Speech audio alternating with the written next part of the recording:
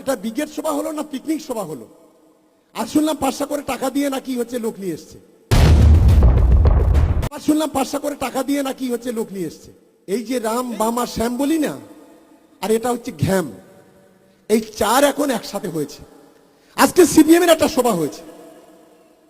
আমি সিপিএম কে বলি, এদের তো লজ্জা শরম নেই, এরা তো দোকান কাটা।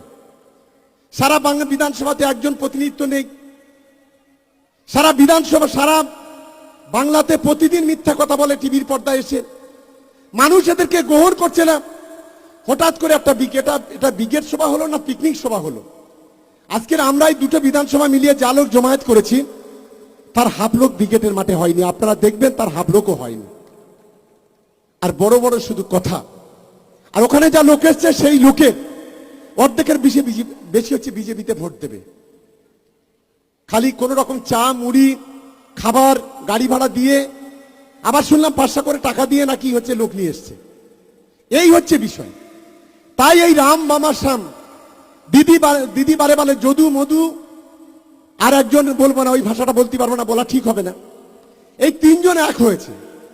এই তিনটেকে আগামী দিনে এদের শেকড়টাকে উপড়ে দেওয়ার জন্য আমি ভাঙড় ক্যানিং তথা গোটা বাংলার মানুষকে আবেদন ডেকে সবাইকে দলের পক্ষ থেকে আরো একবার ধন্যবাদ, শুভেচ্ছা, ভালোবাসা, নমস্কার, সালাম জানিয়ে আমার বক্তব্য আমি শেষ করছি।